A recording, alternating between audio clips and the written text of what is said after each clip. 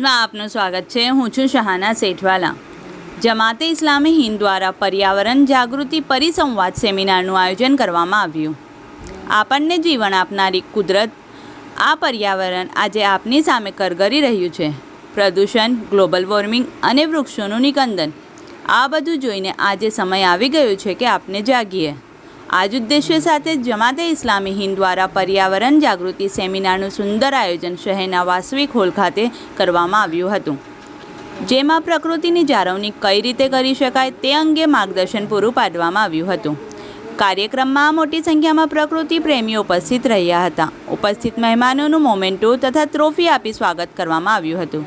કાર્યક્રમમાં અતિથિ વિશેષ તરીકે શૈલેષ પટવારી, ડૉક્ટર સલીમ પટ્ટીવાલા, અમીબહેન Rawat, Raju Deepti, Haseeb Shaikh, doctor Mohammad Hussain, Sajid Sayyed, doctor Sadeka Kapadwala, professor Salim engineer, વડોદરામાં મોઆવિન ચેરિટેબલ ટ્રસ્ટના પ્રમુખ અને મેડિકલ ક્ષેત્રે સેવામાં અગ્રેસર રહેતા એવા સાદિક પટેલ સહિત મોટી સંખ્યામાં પ્રકૃતિ પ્રેમીઓ ઉપસ્થિત રહ્યા હતા। રિપોર્ટ અઝીઝ ઝુપેલવાલા। उपरांत पक्षियों पेड़ों का पेड़ काटते जा रहे हैं, पानी का जलों का दुरुपयोग अतिरेक।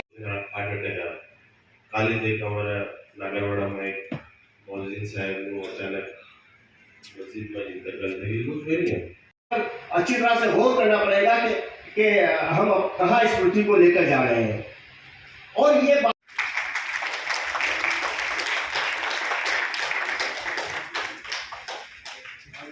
अपने घर की पानी की चंद बूंदे बचाकर अपने घरों के आसपास छोटे छोटे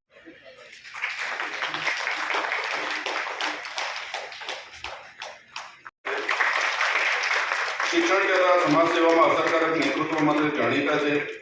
सीनियर मेडिकल ऑफिसर है, art centre SSG hospital Vadodara में प्रमुख है, बरोड़ा मुस्लिम जवाबदारी सौंपी है कि नानो जीव होय के वनस्पति हो कोई पण होय એ આખા દુનિયાના સંચાલનમાં ખૂબ પોતાનો ભાગ ભજવે।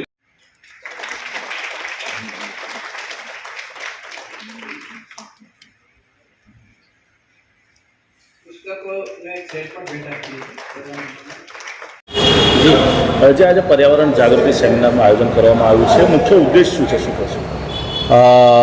આ સમયમાં જ્યાં આલુદગી એટલે કે પર્યાવરણ જે ખરાબ થઈ રહ્યું છે આપણી ત્યાં, આપણે અવારનવાર કેસો જોતા હોઈએ છીએ। એ વાઇલ્ડલાઇફના રિલેટેડ હોય કે પછી આપણે વનસ્પતિના રિલેટેડ હોય, આપણી ત્યાં સમાજને ખંડિત કરી રહ્યા છે, ખરાબ કરી રહ્યા છે। આપણે ઝાડ કપાઈ રહ્યા છે, જાનવરોને જગ્યા નથી। પાછલા 1 મહિનામાં આપણે 6 કેસીસ જોયા જ્યાં સિંહો મનુષ્યને એટેક કરે છે। અવારનવાર આવા અવેરનેસીસના કેમ્પ થયા છે, પરંતુ એ થયા પછી બી જાગૃતિ કોઈ જાતની ઊભી થતી નથી। લોકો એટેન્ડ કરીને જતા રહે છે।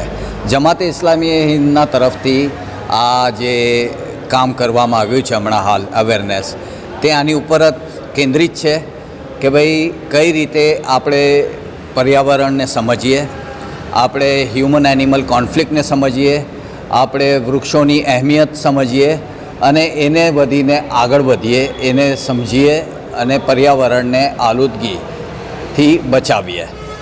એટલે આ હેતુથી અહીંયા જે લોકોને બોલાવ્યા છે, જેમાં સારા નામો છે।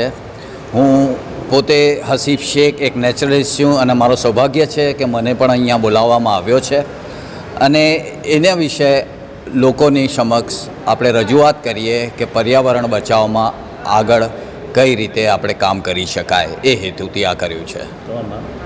હસીબ શેખ, હું બેઝિકલી બરોડાનો જ છું પણ અમદાવાદ રહું છું અને હું પર્યાવરણવાદી છું।